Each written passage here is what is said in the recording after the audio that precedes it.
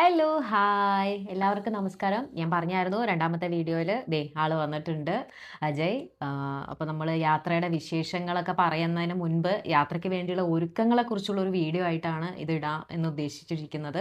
എന്തൊക്കെ കാര്യങ്ങളാണ് നമ്മൾ ബേസിക് ആയിട്ടുള്ള ഒരു ഫസ്റ്റ് ടൈമർ എന്നുള്ള നിലയിൽ എന്തൊക്കെ കാര്യങ്ങളാണ് നമ്മൾ ചെയ്തത് എന്നുള്ളതാണ് നമ്മൾ ഈ വീഡിയോയിൽ പറയാൻ വേണ്ടി ഉദ്ദേശിക്കുന്നത്. അപ്പോൾ നമുക്ക് സ്റ്റാർട്ട് ചെയ്താലോ? യെസ്. യെസ്. അതിന് മുൻപ് ഞാനൊരു കാര്യം പറയട്ടെ. നമ്മളിപ്പോൾ ഹിമാലയത്തിലേക്ക് പോകുന്നുണ്ട് എന്നൊക്കെ പറഞ്ഞു. പക്ഷെ നമ്മൾ ഹിമാലയത്തിൻ്റെ ഡീറ്റെയിൽസ് എവിടേക്കാണ് പോകുന്നതെന്നോ ഒന്നും നമ്മൾ പറഞ്ഞിട്ടില്ലായിരുന്നു. അപ്പോൾ ഞാൻ ആദ്യം ചെറിയൊരു ഇൻട്രൊഡക്ഷൻ തരാം. നമ്മൾ പോകാൻ പോകുന്നത് ഉത്തരാഖണ്ഡിലുള്ള നമ്മുടെ ഹിമാലയത്തിൻ്റെ ഒരു ഭാഗമായിട്ടുള്ള അതായത് ഹിമാലയത്തിൻ്റെ ഔട്ടർ ഏരിയ വരുന്നതാണ് ഈ ഒരു ശിവാലിക് മലനിരകൾ. ഈ മലനിരകളിൽ ഭാഗമായിട്ടുള്ള ഒരു ഗർവാൾ ഹിമാലയം എന്നറിയപ്പെടുന്ന ഒരു ഏരിയയിലാണ് നമ്മൾ പോകാൻ ഉദ്ദേശിക്കുന്ന കേദാർഖണ്ഡ എന്ന് പറയുന്ന ട്രക്കിംഗ് സ്പോട്ട് ഇരിക്കുന്നത്. ഇത് ഇന്ത്യയിൽ തന്നെ ഒരുപാട് ട്രക്കിംഗ് സ്പോട്ടുകൾ ഉണ്ട് ഇന്ത്യയിൽ. അതിൽ തന്നെ വളരെ ഇമ്പോർട്ടൻ്റ് ആയിട്ടുള്ള ആളുകൾ, വളരെ ഫേമസ് ആയിട്ടുള്ള ഒരുപാട് ആളുകൾ പോകുന്ന ഒരു ട്രക്കിംഗ് സ്പോട്ടാണ് കേദാർഖണ്ഡ എന്ന് പറയുന്നത്. ഓക്കെ, കേദാർഖണ്ഡനെ കുറിച്ച് എങ്ങനെയാണ് അജയ് അറിഞ്ഞിട്ടുണ്ടായിരുന്നത്? ഞാൻ എങ്ങനെ അറിഞ്ഞത്? നീയാണ് എൻ്റെ അടുത്ത് പറഞ്ഞത്. Yes, it's me, always me. Kedarkantha ഇന്ത്യയിലെ പ്രധാനപ്പെട്ട ട്രക്കിംഗ് സ്പോട്ടുകളിൽ ഒന്നാണ് എന്ന് പറയുമ്പോൾ സത്യം പറഞ്ഞത് 2011 എന്തോ ആണ് കാര്യമായിട്ടൊരു ട്രക്കിംഗ് ട്രെയിൽ തന്നെ അവിടെ എല്ലാവർക്കും വരുന്ന രീതിയിൽ ശരിയാക്കി എടുത്തത് തന്നെ. Okay okay. അപ്പോൾ അത് അത് ഞാൻ റീസെൻ്റ് ആയിട്ടുള്ള ഒരു അതെ ട്രക്കിംഗ് അതെ സ്പോട്ടാണ്. റീസെൻ്റ് ആയിട്ടാണ് ആൾക്കാർ എന്തായാലും കാര്യമായിട്ട് അതിലോട്ട് പോയി തുടങ്ങിയത്. അപ്പോൾ സ്ഥലവിശേഷങ്ങൾ നമ്മൾ ഓരോന്നായിട്ട് ഇനിയുള്ള മുന്നോട്ടുള്ള വീഡിയോകളിലൊക്കെ നമുക്ക് പറയാം അല്ലേ? അപ്പോൾ നമ്മളിപ്പോൾ നമ്മുടെ ഉദ്ദേശം അതല്ല. ഈ വീഡിയോ കൊണ്ട് നമ്മൾ ഉദ്ദേശിക്കുന്നത് സ്ഥലവിശേഷങ്ങൾ മാത്രം പറയാന്നുള്ളതല്ല. നമ്മൾ ഈ യാത്രയ്ക്ക്, ഹിമാലയ യാത്രയ്ക്ക്, ആദ്യമായിട്ടുള്ള ഹിമാലയ യാത്രയ്ക്ക് പോകുന്നതിന് മുൻപുള്ള പ്രിപ്പറേഷൻസ്, അതുപോലെ തന്നെ മെഡിക്കൽ ചെക്കപ്സ് എന്തൊക്കെയാണ് ചെയ്തിട്ടുണ്ടായിരുന്നത്, പ്ലാനിങ്സ്, നമ്മൾ ഷോപ്പിംഗ്, അങ്ങനെയുള്ള നമ്മുടെ ബേസിക് ആയിട്ടുള്ള കുറച്ച് കാര്യങ്ങളുണ്ട് അല്ലേ? ആ ഒരു പ്രയർ ആയിട്ടുള്ള കാര്യങ്ങൾ വെച്ചുകൊണ്ടുള്ളൊരു വീഡിയോ ആണിത്. അതിനെക്കുറിച്ചുള്ളൊരു വീഡിയോ ആണ്. ഇപ്പോൾ ഹിമാലയൻ യാത്ര ഇതിന് മുൻപ് നടത്തിയിട്ടുള്ള ആരെങ്കിലുമൊക്കെ ഈ വീഡിയോ കാണുന്നുണ്ടെങ്കിൽ അവർ കമൻറ്റ് ബോക്സിൽ പറയുക. നിങ്ങളുടെ സജഷൻസോ എന്തെങ്കിലും ഇൻഫർമേഷൻ നിങ്ങൾക്ക് പാസ് ചെയ്യാനുണ്ടെങ്കിൽ പാസ് ചെയ്യുക. അത് നമുക്കും ഹെൽപ്ഫുൾ ആയിരിക്കും, ഈ കമൻറ്റ്സ് വായിക്കുന്ന ആളുകൾക്കും ഹെൽപ്ഫുൾ ആയിരിക്കും. അങ്ങനെയാണെങ്കിൽ നമുക്കൊരു പ്രധാനപ്പെട്ട കാര്യത്തിൽ തുടങ്ങാം. അത് ഉയരത്തിൻ്റെ ഒരു കഥയാണ്. ഓക്കെ. അപ്പം നമ്മളിപ്പം ഉള്ളത് ബാംഗ്ലൂരാണ്. ബാംഗ്ലൂർ സമുദ്രനിരപ്പിൽ നിന്ന് എത്ര ഉയരത്തിലാണെന്ന് അറിയോ? അങ്ങനെയൊക്കെ ചോദിച്ചാൽ എനിക്കറിയാം. ഇത് ആക്ച്വലി നല്ല ഹൈറ്റിലാണ് നിൽക്കണമെന്ന് എനിക്കറിയാം. നമ്മുടെ മൈസൂർ പ്ലേറ്റോ അങ്ങനെ എന്തെല്ലോ അല്ലേ? ഡെക്കാൻ പ്ലേറ്റ് ആണ് ഉദ്ദേശിക്കുന്നത്. ഡെക്കാൻ പ്ലേറ്റോ ആണ്. എന്തായാലും നമ്മുടെ സഹ്യാദ്രിയുടെ അപ്പുറത്ത് കിടക്കണതാണ് നമ്മൾ. ഹൈറ്റ് ഉണ്ടെന്ന് എനിക്കറിയാം. അതെ, വയനാട് കയറിയിട്ടാണല്ലോ നമ്മളിവിടെ എത്തിയത്. വയനാട് ചുരം കയറിയിട്ടാണ് നമുക്കിവിടെ എത്താൻ പറ്റുള്ളൂ. അപ്പോൾ എന്തായാലും ഒരു 900 മീറ്ററിന് മുകളിലാണ്, ഏകദേശം ഒരു 1 കിലോമീറ്റർ ഉയരത്തിലാണ് സമുദ്രത്തിൽ നിന്ന് നമ്മളിപ്പോൾ നിൽക്കുന്നത്. അപ്പോൾ സത്യം പറഞ്ഞാൽ മലയാളികളെ സംബന്ധിച്ചിട്ട് ഇത് വളരെ വ്യത്യസ്തമാണ്. കാരണം വെച്ചാൽ മലയാളികൾ നിൽക്കുന്നത് എത്ര മീറ്റർ പൊക്കത്തിലായിരിക്കും എന്ന് അറിയോ? ഇല്ല, കേരളത്തിൽ ആക്ച്വലി പല തരത്തിലുണ്ടല്ലോ. മലനാട്, ഇടനാട്, തീരപ്രദേശം. അപ്പം ഏറ്റവും താഴെയും ഉണ്ട്, നമുക്ക് മുകളിലും ഉണ്ട്. അങ്ങനെ പല തരത്തിൽ തട്ടിലുണ്ടല്ലോ. ഉണ്ട്, സത്യമാണ്. പക്ഷേ ഭൂരിഭാഗം ആൾക്കാരും നിൽക്കുന്ന സ്ഥലങ്ങൾ ഇപ്പം മധ്യ കേരള ആയാലും കോസ്റ്റൽ ഏരിയ ആയിരിക്കുമല്ലോ. കോസ്റ്റൽ ഏരിയയിൽ പൊക്കം പറയുന്നത് നമുക്ക് മനസ്സിലാക്കാം. അതൊരു ഇത്ര മീറ്ററുകൾ അപ്പുറം പോവില്ല.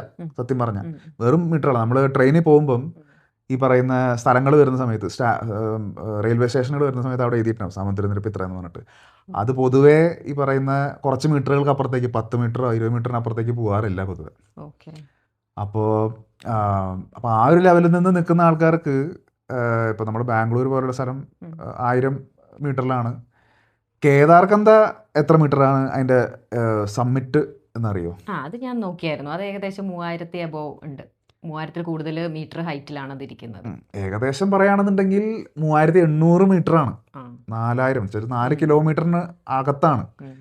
എന്ന് പറഞ്ഞു കഴിഞ്ഞാൽ ഏകദേശം നമ്മൾ ഇപ്പം നിൽക്കുന്ന ഹൈറ്റിനേക്കാൾ ഒരു 3 ഇരട്ടി അല്ല 4 ഇരട്ടി പൊക്കത്തിലാണ്. അപ്പോൾ ആ ഒരു വ്യത്യാസം സത്യം പറഞ്ഞാൽ കുറച്ച് ഇമ്പോർട്ടൻ്റ് ആണ്. അത് നമ്മുടെ ബോഡീനെ എഫക്റ്റ് ചെയ്യും അല്ലേ?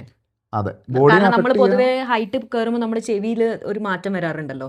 ചെവിയൊക്കെ അടയുന്ന ഒരു ഫീൽ. നമ്മൾ വാഗമൺ ഒക്കെ ട്രിപ്പ് പോകുമ്പോൾ നമ്മൾ ശ്രദ്ധിച്ചിട്ടുണ്ട്.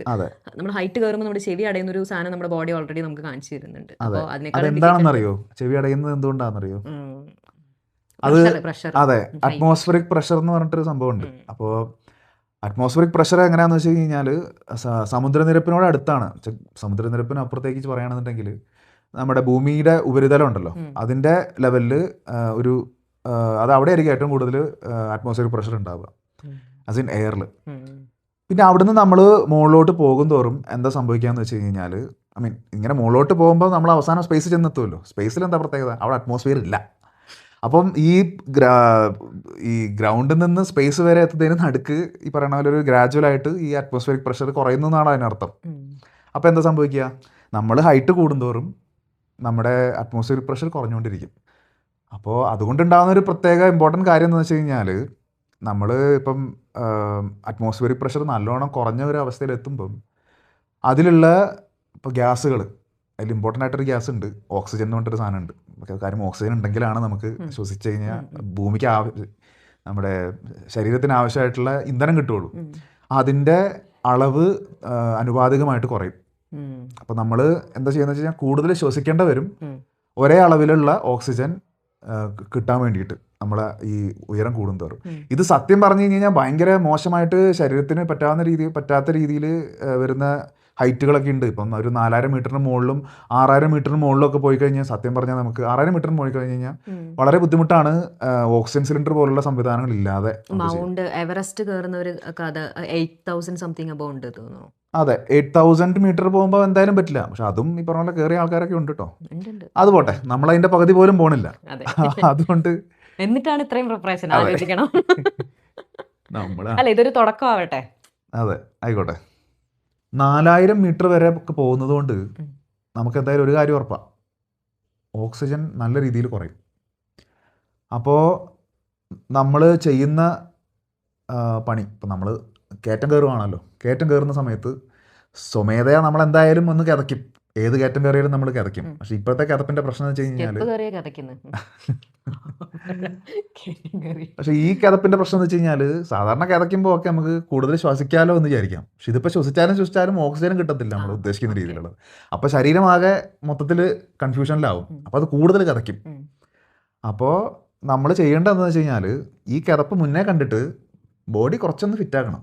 ഒരു ചെറിയ രീതിയിലെങ്കിലും ഈ ആക്ടിവിറ്റി ചെയ്ത് ഒന്ന് മെയിൻറ്റെയിൻ ചെയ്യാൻ മാക്സിമം നോക്കണം.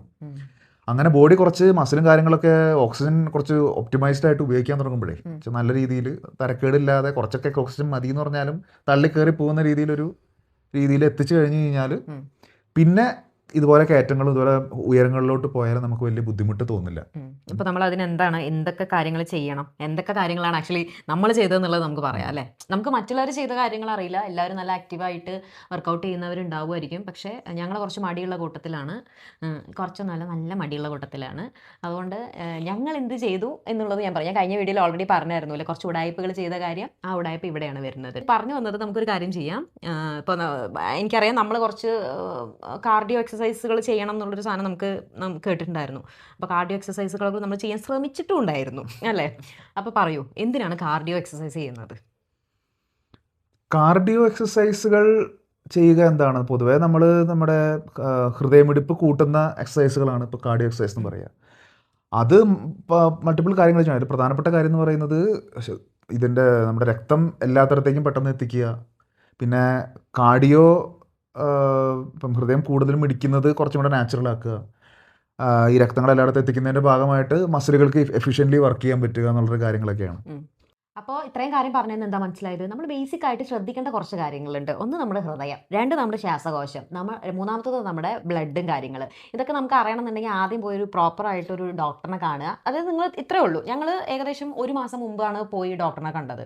അപ്പോൾ അതുപോലെ നിങ്ങൾ ട്രക്ക് പ്ലാൻ ചെയ്യുന്നുണ്ട്, അല്ലെങ്കിൽ ഇതുപോലത്തെ കുറച്ച് തണുപ്പുള്ള നമ്മൾ എക്സ്പെക്ട് ചെയ്യാത്ത തരത്തിലുള്ള നമ്മൾക്ക് ജീവിച്ച് പരിചയമില്ലാത്ത ഒരു അറ്റ്മോസ്ഫിയറിലേക്ക് നമ്മൾ പോവുകയാണെന്നുണ്ടെങ്കിൽ നേരെ പോയി നമ്മുടെ ശരീരത്തെക്കുറിച്ച് പഠിച്ചിട്ടുള്ള ആൾക്കാരുടെ അടുത്ത് പോയിട്ട്, അതായത് ഡോക്ടേഴ്സിൻ്റെ അടുത്ത് പോയിട്ട് എന്ത് ചെയ്യുക, പ്രോപ്പറായിട്ട് ഒരു ഗൈഡൻസ് ചോദിക്കുക, എന്തൊക്കെ ടെസ്റ്റുകൾ ചെയ്യണം ചോദിക്കുക, എന്തെങ്കിലും ഓൾറെഡി മരുന്ന് കഴിക്കുന്നുണ്ടോ, അസുഖം ഉണ്ടോ എന്നൊക്കെ അവർ ചോദിക്കും. അപ്പോൾ അതൊക്കെ ഉണ്ടെങ്കിൽ സത്യസന്ധമായി പ്രോപ്പറായിട്ട് അത് പറയുക. കാരണം പിന്നീട് അതൊരു ബുദ്ധിമുട്ടാവരുത്. യാത്ര ചെയ്യുമ്പോൾ കുറച്ചും ഈസി ആയിട്ട് യാത്ര ചെയ്യണം, ഇല്ലെങ്കിൽ ഭയങ്കര ബുദ്ധിമുട്ടായിരിക്കും. പിന്നെ നമുക്ക് യാത്ര ചെയ്യാനുള്ള മൂഡ് അങ്ങോട്ട് പോകും. അപ്പോൾ യാത്ര ചെയ്യാൻ ഇഷ്ടമുള്ള ആൾക്കാരായിരിക്കുമല്ലോ എന്തായാലും ഈ യാത്രകൾ പോകുന്നുണ്ടാവുക. അപ്പോൾ ഇങ്ങനത്തെ ബുദ്ധിമുട്ടുകൾ കാരണം നമ്മൾ ആ യാത്ര പിന്നീടുള്ള യാത്രകൾക്ക് അതൊരു മടുപ്പാവണ്ട. അതുകൊണ്ട് ഡോക്ടർമാരെ നേരിട്ട് പോയി കണ്ട് ഈ പറയുന്ന ബ്ലഡ് ടെസ്റ്റ്, അതുപോലെ തന്നെ വർക്കൗട്ട് ചെയ്യുക, അതുപോലെ തന്നെ മീൻസ് ബ്രീത്തിങ് എക്സസൈസുകൾ ചെയ്യുക. പൊതുവേ ഞാൻ കേട്ടിട്ടുണ്ട്, നമ്മുടെ ആണെങ്കിലും നമ്മൾ ബിൻ അഡ്വഞ്ചറിൻ്റെ കൂടെയാണ് പോണത്. അപ്പോൾ അവരാണെങ്കിലും നമുക്ക് ഒരു ലിസ്റ്റ് അയച്ചു തന്നിട്ടുണ്ടായിരുന്നു എന്തൊക്കെ വർക്കൗട്ടുകൾ ചെയ്യണം എന്നൊക്കെ പറഞ്ഞിട്ട്. അപ്പോൾ അതിലൊക്കെ ആണെങ്കിലും ഈ പ്രാണായാമ ചെയ്യുന്നതിനെ കുറിച്ച് പറയുന്നുണ്ട്. ഒന്നുമില്ല, ബേസിക്കലി ആ ഒരു ഡീപ്പ് ബ്രെത്ത്സ് എടുത്ത് വിടാൻ വേണ്ടിയിട്ടുള്ള ഒരു ട്രെയിനിങ്, അത്രയേ ഉള്ളൂ. അതിപ്പോൾ നമ്മൾ ഈ കുന്ന് കയറുന്ന സമയത്ത് നമ്മൾ വലിയ ശ്വാസമായിരിക്കും എടുത്ത് വിടുന്നുണ്ടാകും. നമ്മളിങ്ങനെ അനങ്ങാണ്ട് നമ്മളിങ്ങനെ എന്തെങ്കിലുമൊക്കെ വീട്ടിലിങ്ങനെ ഇപ്പോൾ ബുക്ക് വായിച്ചുകൊണ്ടിരിക്കുമ്പോഴോ ടി വി കണ്ടുകൊണ്ടിരിക്കുമ്പോഴോ നമ്മൾ അറിയാണ്ട് നമ്മുടെ ശ്വാസം എങ്ങനെയാണ് നമ്മൾ എടുക്കണം എന്നുള്ളത് നമ്മൾ ശ്രദ്ധിക്കുന്നുണ്ടാവില്ലേ. അത് ഭയങ്കര എന്താ പറയുക, ഷോർട്ടായിട്ടുള്ള സാധനങ്ങളായിരിക്കും. നമ്മളിങ്ങനെ കംപ്ലീറ്റ്ലി നമ്മുടെ ലങ്സ് നിറയ്ക്കുന്നുണ്ടാവില്ല. പക്ഷേ ഹൈറ്റ് കയറുമ്പോൾ ലങ്സ് നിറച്ച് ചിലപ്പോൾ ശ്വാസം എടുക്കേണ്ടി വരും. ബിക്കോസ് ഹൈറ്റ് കൂടുമ്പോൾ നമ്മൾ കുറച്ച് മുമ്പ് പറഞ്ഞ സയൻറ്റിഫിക് കുറച്ച് കാര്യങ്ങൾ പറഞ്ഞു. ഹൈറ്റ് കൂടുമ്പോൾ ആ ഒരു ഓക്സിജൻ്റെ കുറവ് വരുമ്പോൾ നമ്മൾ വലിച്ചെടുത്താലാണ് കുറച്ചെങ്കിലും നമുക്ക് ആവശ്യത്തിനുള്ള എനർജിക്കുള്ള ഓക്സിജൻ കിട്ടുകയുള്ളൂ. അപ്പോൾ അതുകൊണ്ട് നമ്മൾ അതിനുള്ളൊരു എക്സസൈസ് നമ്മൾ ഒന്ന് ട്രെയിൻ ചെയ്യുക. നമ്മുടെ ലങ്സിന് നമ്മുടെ ലങ്സ് ഫുള്ളാക്കാൻ വേണ്ടിയിട്ടുള്ള എക്സസൈസുകൾ ചെയ്യുക. പിന്നെ jogging, running, I mean like രണ്ടും ഒന്നാണല്ലേ, ജോഗിങ്, പിന്നെന്താണ് ബ്രിസ്ക് വാക്കിങ് അല്ലേ, സ്പീഡിൽ നടക്കുക. പിന്നെ ഡാൻസ് ചെയ്യുക കേട്ടോ. ഡാൻസ് അറിയണവരാണെങ്കിൽ ഒന്നും നോക്കണ്ട, വാലടച്ചിട്ട് പാട്ട് വിട്ടണം അങ്ങോട്ട് നല്ല ഡാൻസ് അങ്ങോട്ട് കളിച്ചോ.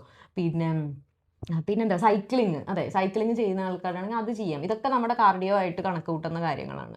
പിന്നെ ഞങ്ങൾ ഉടായ്പിൻ്റെ കാര്യം പറഞ്ഞല്ലോ, ആക്ച്വലി ഇവിടെയാണ് ഞങ്ങളുടെ ഉടായ്പ് കിടക്കുന്നത്. ഞങ്ങളിതൊന്നും കൺസിസ്റ്റൻ്റ് ആയിട്ട് ചെയ്തിട്ടില്ല. ഞാൻ കുറേ നാൾ മുന്നേ പറയുന്നുണ്ടായിരുന്നു, പക്ഷേ ആൾ ഇൻട്രസ്റ്റഡ് ആയിരുന്നില്ല. 4 ദിവസം മുന്നേ വന്നിട്ട് എൻ്റെ അടുത്ത് നമുക്ക് വർക്കൗട്ട് ചെയ്യാമെന്നൊക്കെ, പിന്നെ നടന്നു തന്നെ.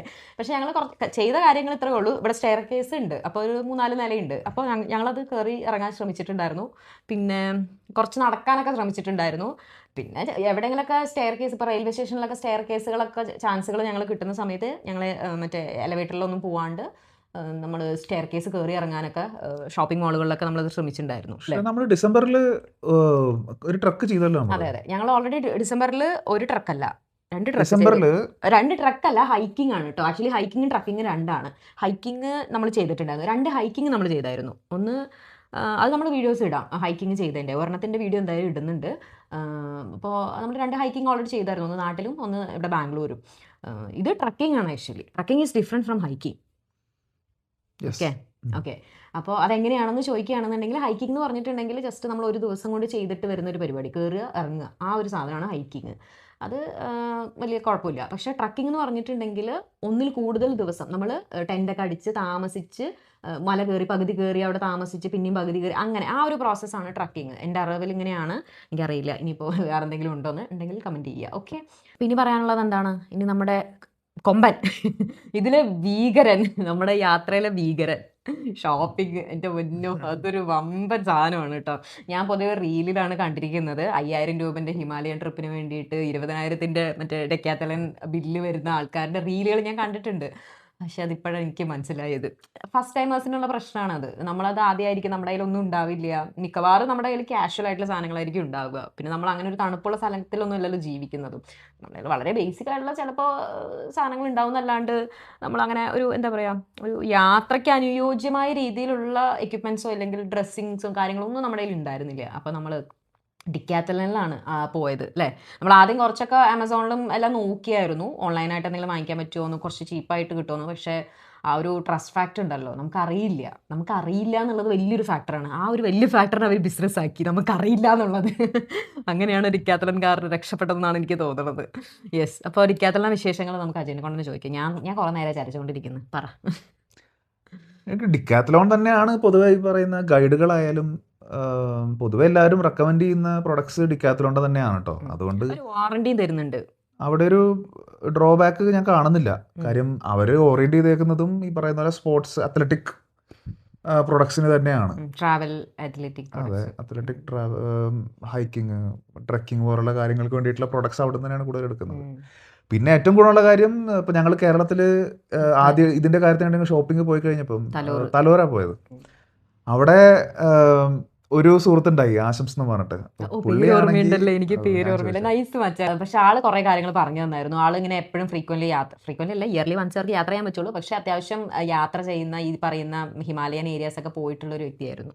അപ്പോൾ ആള് കുറച്ച് ജെന്യൂൻ ആയിട്ടുള്ള കുറച്ച് ഒപ്പീനിയൻസ് കാര്യങ്ങളും കുറച്ച് സജഷൻസ്. അതെ, ഒരു എക്സ്പേർട്ട് ഇത് തന്നെയായിരുന്നു കാര്യം. പുള്ളി പറഞ്ഞു തന്നു ഡീറ്റെയിൽ ആയിട്ട് എന്തൊക്കെയാണ് വേണ്ടത്. പിന്നെ നമ്മൾ അതിൻ്റെ പുറത്ത് കുറച്ച് എന്താ പറയുക, ഒന്ന് താത്തിപ്പിടിക്കേണ്ട വന്നു. കാര്യം പുള്ളി എല്ലാം പറഞ്ഞാൽ പെർഫെക്റ്റ് ഇതിലാണ് പറഞ്ഞത്. ഇപ്പം ഫോർ എക്സാമ്പിൾ നമ്മൾ പോകുന്ന സമയം ജനുവരി 20 ആ സമയത്തൊക്കെ നല്ല മഞ്ഞായിരിക്കും. അപ്പം അവിടെ എന്തായാലും വെളിച്ചം ലൈറ്റൊക്കെ അടിച്ചു കഴിഞ്ഞാൽ, മഞ്ഞിൽ നിന്ന് ലൈറ്റ് അടിച്ചു കഴിഞ്ഞാൽ കണ്ണിനൊക്കെ ഭയങ്കര പ്രശ്നമാണ്. അപ്പോൾ പുള്ളി പറഞ്ഞതനുസരിച്ചിട്ട് നമ്മൾ ഏറ്റവും കൂടിയ കാറ്റഗറി 4 കണ്ണട തന്നെ എടുക്കാനാണ് പറഞ്ഞത്. പക്ഷേ ഇപ്പോൾ സാഹചര്യം കുറച്ച് വ്യത്യസ്തമാണ്. ഇപ്പം മഞ്ഞ് അങ്ങനെ കാര്യമായിട്ടില്ല ഈ കൊല്ലം. ഇത് ഭയങ്കര ഒരു ഇൻട്രസ്റ്റിംഗ് കാര്യമാണ്. ഹിമാലയത്തിൽ മഞ്ഞില്ലാണ്ട് വരുന്നത് കഴിഞ്ഞ കൊല്ലം അങ്ങനെ ഒരു കുറവുണ്ടായിരുന്നു തോന്നുന്നു. ഉണ്ടായിരുന്നു. പക്ഷേ ഞാൻ കേട്ടിടത്തോളം ഇത്രയും കുറവ് ആദ്യമായിട്ടാണ്. ഇവിടെ മഞ്ഞില്ലാത്ത അവസ്ഥ വരുന്നത് വല്ലപ്പോഴും ഉള്ളൂ എന്നാണ് ഞാൻ കേട്ടത്. ഈ സമയത്തൊക്കെ എങ്ങനെ പോയാലും മഞ്ഞുണ്ടാവും എന്നാണ് പറയുന്നത്. അപ്പോൾ ഇതൊരു പ്രത്യേകതരം കൊല്ലമാണ്. അപ്പോൾ ക്ലൈമറ്റ് ചേഞ്ച് ഒക്കെ നടക്കുന്നതുകൊണ്ടൊക്കെ ആവാം, നമുക്കറിയില്ല. പക്ഷേ പിന്നെ വെസ്റ്റേൺ ഡിസ്റ്റർബൻസസ് എന്ന് പറയുന്ന കാറ്റുകൾ ആക്ച്വലി വളരെ ദുർബലമായിട്ടാണ് അവിടെ നിന്ന് വരുന്നതെന്ന് പറയുന്നുണ്ട്. അതെ. അപ്പോൾ അതുകൊണ്ട് ഈ മഞ്ഞ് അവിടെ വരുന്നില്ല, അത്രയും സ്ട്രോങ് ആയിട്ടുള്ള ഒരു രീതിയിൽ മഞ്ഞ് പെയ്യുന്നില്ല എന്നുള്ളൊരു സാധനം വരും. ഈവൻ ദോ പെയ്തു എന്ന് പറഞ്ഞാലും ഈ ക്ലൈമറ്റ് ചേഞ്ച് ഉള്ളത് കൊണ്ട് ചൂട് കൂടുതലാണല്ലോ. അപ്പോൾ ഈ ചൂട് കൂടുതൽ കൊണ്ട് തന്നെ ഈവൻ മഞ്ഞ് പെയ്തു എന്ന് പറഞ്ഞാൽ അത് പെട്ടെന്ന് തന്നെ മെൽറ്റായി പോവുകയാണ്. അതിങ്ങനെ സ്റ്റോർ ചെയ്ത് മഞ്ഞായിട്ട് അവിടെ കിടക്കുന്നില്ല എന്നുള്ളൊരു പ്രശ്നമുണ്ട്. ഇല്ലെങ്കിൽ പെർസിപ്പിറ്റേഷൻ ആ മുകളിൽ നിന്ന് തന്നെ മഴ പെയ്ത് പോവുകയാണ്, മഞ്ഞാവുന്ന ഒരു പ്രോസസ്സ് വരെ എത്തുന്നില്ല. ഇങ്ങനെയുള്ള പ്രശ്നങ്ങളാണ് ആക്ച്വലി ഇപ്പോൾ ഫേസ് ചെയ്യുന്നത്. അതൊരു ക്ലൈമറ്റ് ഇഷ്യൂ ആണ്. ഇപ്പോൾ ഹിമാലയ എന്നൊക്കെ പറയുമ്പോൾ അത്രയും മഞ്ഞ് മൂടി കിടക്കുന്ന ഒരു സ്ഥലം എന്നുള്ളൊരു അങ്ങനെ ഒരു പിക്ചറാണല്ലേ നമുക്ക് എല്ലാവർക്കും മൈൻഡിൽ കിടക്കുന്നത്. പക്ഷേ ഈ കാലാവസ്ഥാ വ്യതിയാനം കൊണ്ട് നല്ല മാറ്റം ആക്ച്വലി വന്നു. ഏറ്റവും വലിയ പ്രശ്നം എന്താണെന്നറിയോ, അവിടെ മഞ്ഞുരുകി എന്ന് പറഞ്ഞിട്ടുണ്ടെങ്കിൽ നമ്മൾ വിചാരിക്കും നമുക്ക് എന്താണ് മഞ്ഞുരുകി അവിടെ എന്താണെന്ന്. പക്ഷേ ഏകദേശം 2 ബില്യണോളം ആളുകളിനെയാണ് അത് എഫക്റ്റ് ചെയ്യാന്നാണ് പറയുന്നത്. കൃഷി ചെയ്യുന്ന ഈ ഹിമാലയൻ നദികളിൽ നിന്ന് വരുന്ന വെള്ളത്തിന് ഡിപ്പെൻഡ് ചെയ്തിരിക്കുന്ന പല രാജ്യങ്ങൾ അല്ലേ, ചൈന, നേപ്പാൾ, ഭൂട്ടാൻ, ഇന്ത്യ, അഫ്ഗാനിസ്ഥാൻ, പാകിസ്ഥാൻ, ഇങ്ങനെ പല രാജ്യങ്ങളിലുള്ള ആളുകൾ, ഈ കൃഷിനെയൊക്കെ ഡിപ്പെൻഡ് ചെയ്തിരിക്കുന്ന ആളുകൾ ഇത് എഫക്റ്റ് ചെയ്യും. ഏകദേശം 2 ബില്യൺ, ചെറിയൊരു എമൗണ്ട് അല്ല അത്, 2 ബില്യൺ എന്ന് പറയുന്നത്. അത്രയും ആളുകളെ ഇത് എഫക്റ്റ് ചെയ്യും. ഈ ഹിമാലയത്തിൽ മഞ്ഞില്ലാണ്ട് ആയിട്ടുണ്ടെങ്കിൽ സമ്മർ വരുന്ന സമയത്ത് വെള്ളം കിട്ടാനുള്ള ബുദ്ധിമുട്ടുണ്ടാവും എന്നുള്ളത് ഞാൻ വായിച്ചായിരുന്നു. അതെ. അപ്പോൾ ഞാൻ നേരത്തെ പറഞ്ഞ കേസിൽ കണ്ണടയുടെ ഒരു കേസാണ്. പക്ഷെ നമ്മൾ മഞ്ഞിൻ്റെ ഒരു കുറവ് ഉള്ളത് കൊണ്ട് തന്നെയും നമ്മൾ കണ്ണട വാങ്ങിച്ചപ്പോൾ ചെറിയൊരു ബഡ്ജറ്റ് കുറഞ്ഞ സാധനം തന്നെ എടുത്തത്. നമ്മളെ സംബന്ധിച്ച് ഇത് എപ്പോഴും ചെയ്യുന്ന ഒരു കാര്യം ആവില്ലല്ലോ. അതുകൊണ്ട് കാറ്റഗറി 4 എന്ന് വെച്ചാൽ അത്യാവശ്യം വലിയൊരു ഇതെടുത്തിട്ട് 2 പേർക്ക് എടുത്തിട്ട് കാര്യമില്ല. പിന്നെ എന്നെ സംബന്ധിച്ച് എനിക്ക് എൻ്റെ ഗ്ലാസ്സിന് പവർ ഗ്ലാസ് ഉണ്ട്, പക്ഷെ അതിന് വേറെ ഓപ്ഷൻസ് ഇല്ല. അതുകൊണ്ട് അതങ്ങനെ ചെയ്തു. അങ്ങനെ പല കാര്യങ്ങളിലും ഞാൻ അങ്ങനെയുള്ള കേട്ടോ, എനിക്കിതില്ലെങ്കിലും കണ്ണ് കാണാം അങ്ങനെ. അപ്പോൾ ഷോപ്പിങ്ങിൻ്റെ കാര്യത്തിലോട്ട് കടന്നു കഴിയുമ്പം ഡെക്കാത്തലോണിൽ നിന്നായിരുന്നു നമ്മുടെ മിക്ക ഷോപ്പിങ്ങും. നാട്ടിൽ നിന്ന് ചെയ്തു, നാട്ടിൽ നിന്ന് 2 തവണ പോയി, പിന്നെ അതായിട്ട് ബാംഗ്ലൂർ വന്നിട്ടൊരു 2 തവണ വീണ്ടും പോയി. ഭയങ്കര കൺഫ്യൂസ്ഡ് ആയിരുന്നു. അതെ, ഒബ്വിയസ്ലി നമ്മൾ കൺഫ്യൂസ്ഡ് ആണ്, എന്തൊക്കെ വാങ്ങിക്കണം, എങ്ങനെയൊക്കെ വേണം. അപ്പോൾ നമ്മൾ അങ്ങനെ കുറെ കൺഫ്യൂഷൻസ് ഉണ്ടായിരുന്നു. കാശ് ഇത്രയും കൊടുക്കണോ? അപ്പോഴാണ് എൻ്റെ അടുത്ത് അജയും പറഞ്ഞത്. അതിൻ്റെ ഇടയിൽ ഞങ്ങൾ 1-2 ഹൈക്കിങ് പോയപ്പോൾ എൻ്റെ അടുത്ത് അജയും പറഞ്ഞു, അജയ്ക്ക് കുറച്ചും കൂടെ ഇഷ്ടപ്പെട്ടു ഹൈക്കിങ്, ഇങ്ങനത്തെ കുറച്ചും കൂടെ അഡ്വഞ്ചറസ് ആയിട്ട് ആക്ടിവിറ്റീസ് ചെയ്യുമ്പോൾ. ചുമ്മാ ഒരു ടൂറിസ്റ്റ് സ്പോട്ടിൽ പോയിട്ട് വെറുതെ അവിടെ സ്ഥലം കണ്ടിട്ട് തിരിച്ചു വരുന്നതിനേക്കാളും ഇത് കുറച്ച് അഡ്വഞ്ചറസ് ആയിട്ട് ഇഷ്ടപ്പെട്ടു എന്നുള്ള രീതിയിൽ പറഞ്ഞു. അപ്പോൾ പിന്നെ ഞങ്ങൾ വിചാരിച്ചു എന്നാൽ പിന്നെ ഇതൊരു ഇൻവെസ്റ്റ്മെൻറ്റ് ആയിക്കോട്ടെ എന്ന് വിചാരിച്ചിട്ട് ഞങ്ങൾ കുറച്ച് ബേസിക് ആയിട്ടുള്ള, ഭയങ്കര ഓവർ എക്സ്പെൻസീവ് ആയിട്ടുള്ള കാര്യങ്ങളല്ല, കുറച്ച് ബേസിക് ആയിട്ടുള്ള കാര്യങ്ങൾ വാങ്ങിച്ചു. അല്ലെ, ട്രക്കിങ്ങിന് യൂസ് ചെയ്യാൻ പറ്റുന്ന ഷൂസ്, 2 പേരും ട്രക്കിംഗ് ഷൂസ് വാങ്ങിച്ചു. അതുപോലെ തന്നെ ബേസിക് ആയിട്ടുള്ള ഒരു ഡൗൺ ജാക്കറ്റ്, അങ്ങനെയുള്ള കുറച്ച് ബേസിക് ആയിട്ടുള്ള സാധനങ്ങൾ, ഫ്ലീസ്, ഇങ്ങനത്തെ കാര്യങ്ങളൊക്കെ നമ്മൾ ഡിക്കാത്തലിൽ നിന്ന് തന്നെ നമ്മൾ ക്വാളിറ്റിയിലുള്ളത് തന്നെ നമ്മൾ വാങ്ങിച്ചു. കാരണം അതിപ്പോൾ ഇനിയിപ്പോൾ പിന്നീടാണെങ്കിലും സ്നോ ട്രക്കിംഗ് ഒക്കെ വൺസിൻ്റെ വൈലായിരിക്കും നമ്മൾ ചെയ്യുന്നുണ്ട്. അപ്പോൾ വല്ലപ്പോഴും മേ ബി കൂടിപ്പോയാൽ വർഷത്തിലൊരിക്കൽ ചെയ്യുമായിരിക്കും, അതിനപ്പുറത്തേക്ക് നമ്മൾ ചെയ്യാൻ പോകുന്നില്ല. ബാക്കിയുള്ള ട്രക്കിങ്ങുകളുണ്ടല്ലോ, അത് നമുക്കിപ്പോൾ വേണമെങ്കിൽ മന്ത്ലി നമുക്ക് ചെയ്യാൻ പറ്റും. അടുത്തുള്ള എത്രയോ ഒരുപാട് ബെട്ടകൾ ഇവിടെ ഉണ്ട്, ആ ബെട്ടകളിലൊക്കെ പോയി കയറാം. കന്നഡയിൽ കുന്നിന് ബെറ്റാന്നാ പറയാ, അതാണ്. അതെ. അപ്പോൾ അതൊക്കെ നമുക്ക് കയറാം. അപ്പോൾ അപ്പോഴൊക്കെ നമുക്ക് ഈ നല്ല ഗ്രിപ്പുള്ള ട്രക്കിംഗ് ഷൂസ് ഹെൽപ്ഫുള്ളായിരിക്കും. നമ്മൾ ഓൾറെഡി അത് ഇട്ടിട്ട് ഒരിക്കൽ കയറിയായിരുന്നു. അപ്പോൾ അത് അത്യാവശ്യം നല്ല ഗ്രിപ്പും കാര്യങ്ങളൊക്കെ ഉള്ളതായിരുന്നു ഡിക്കാത്തലിൽ നിന്ന് നമ്മൾ വാങ്ങിച്ചത്. ക്വച്ചുവാൻ്റെ അല്ലേ, കെച്ചുവ അതെ, അതന്നെ അതിൻ്റെ പ്രൊനൗൺസിയേഷൻ. അതെ, എന്തായാലും നമ്മൾ കാര്യങ്ങൾ ഏതാണ്ടൊക്കെ വാങ്ങിച്ചു വെച്ചിട്ടുണ്ട്. പിന്നെ കുറേയൊക്കെ കാര്യങ്ങൾ നമ്മളിപ്പം സ്നോ ട്രക്കിംഗ് ആയതുകൊണ്ട് തന്നെയും കുറേയൊക്കെ കാര്യങ്ങൾ നമ്മൾ വാങ്ങിച്ചു വെച്ചിട്ട് കാര്യമില്ല. അതുകൊണ്ട് തന്നെ നമ്മൾ എന്താ ചെയ്യുന്നത് വെച്ച് കഴിഞ്ഞാൽ ഈ പോകുന്നിടത്ത് തന്നെ നമ്മൾ റെൻറ്റിന് എടുത്തിട്ട് ഉപയോഗിക്കാമെന്നുള്ളൊരു ലെവലിലാണ്. അപ്പോൾ അതിലിപ്പോൾ പെടുന്ന കാര്യങ്ങളെന്ന് പറയുകയാണെന്നുണ്ടെങ്കിൽ ഇപ്പം വിൻ്റർ ഗ്ലൗസ് ഉണ്ട്. ഇപ്പം വളരെ ചെറിയ സാധനമാണ്, വിൻ്റർ ഗ്ലൗസ് ഇട്ട് തുടങ്ങാം. പിന്നെ ഹെഡിൽ വെക്കുന്ന ലൈറ്റ്, പിന്നെന്താണ്, അതെ, മറ്റേ എൻ്റെ അപ്പനും അമ്മയൊക്കെ ഉപയോഗിക്കുന്ന മറ്റേ റബ്ബറിന് നമ്മൾ ഉപയോഗിക്കുന്ന ഒന്നുമില്ല, രാത്രിയിൽ പണിയെടുക്കുമ്പോൾ ആൾക്കാർ പൊതുവേ ഇടുന്ന ഒരു ടോർച്ചാണ്. അത് തലയിൽ വെച്ച് കെട്ടി കഴിഞ്ഞ് കഴിഞ്ഞാൽ അവിടെ ഇപ്പം കേട്ടിടത്തോളം അവിടെ രാത്രിയിൽ നമ്മൾ ഇപ്പം സമ്മിറ്റ് പുഷ് എന്ന് പറയുന്നത് നമ്മൾ അവസാനം ഏറ്റവും മുകളിൽ പോകുന്ന ഒരു ദിവസമുണ്ട്. അത് പൊതുവേ നമ്മൾ ഇപ്പം ഇവിടെ സൂര്യോദയം കാണാൻ വേണ്ടിയിട്ട് നമ്മൾ വളരെ ഏർലി മോർണിംഗ് ആയിരിക്കും സ്റ്റാർട്ട് ചെയ്യും, 2 മണിക്കൊക്കെ സ്റ്റാർട്ട് ചെയ്യുന്നുണ്ടാവുക. അപ്പോൾ ആ സമയത്ത് ശരിക്കും പറഞ്ഞു കഴിഞ്ഞാൽ നമ്മൾ ഫുഡ് കഴിക്കാനുള്ള എന്ത് കാര്യങ്ങളാണെങ്കിലും മുന്നോട്ട് പോകാനാണെങ്കിലും ഇങ്ങനെ ഒരു ഹെഡ്ലൈറ്റിലാണ് നടക്കില്ല. പിന്നെ കൈ ഫ്രീ ആക്കി വിടുക എന്നുള്ളതൊരു ഇമ്പോർട്ടൻറ്റ് കാര്യമാണ്. നമ്മുടെ കയ്യിൽ ഇതുണ്ടാവും, സ്റ്റിക്ക് ഉണ്ടാവും. ആ സ്റ്റിക്കും മറ്റേ ഇല്ലേ ആ ഒരു പോൾ ഉണ്ടാവും. ആ സാധനവും നമ്മൾ റെന്റിന് ട്രക്കിംഗ് പോളാണ് ഉദ്ദേശിച്ചത്. അപ്പോൾ അത് നമ്മൾ റെന്റിന് എടുക്കാൻ തന്നെയാണ് വിചാരിക്കുന്നത്. ട്രക്കിംഗ് പോളും റെന്റിന് എടുക്കുക തന്നെയാണ്. പിന്നെ മറ്റേ നമ്മുടെ വിന്റർ ജാക്കറ്റ്, വാട്ടർ പ്രൂഫ് ആയിട്ടുള്ള വിന്റർ ജാക്കറ്റ്, അതിപ്പോൾ പോഞ്ചോ ആവാൻ മിക്കവാറും ഉപയോഗിക്കുന്നുണ്ട്. അത് വാട്ടർ പ്രൂഫ് ആയാൽ മതി. പിന്നെ വിൻഡ് പ്രൂഫ് ആയിട്ടുള്ള ഒരു സാധനം പൊതുവേ ഇവർ പറയാറുണ്ട്. കാര്യം കാറ്റടിക്കുന്ന സമയത്ത് നമ്മുടെ ശരീരത്തിൽ നിന്ന് ചൂട് നല്ലോണം എടുത്തുകൊണ്ട് പോകും. അപ്പോൾ നമുക്ക് ആ ഒരു പെട്ടെന്ന് തന്നെ തണുത്തങ്ങോട്ട് മരവിക്കാനൊക്കെ സാധ്യതകളുണ്ട്.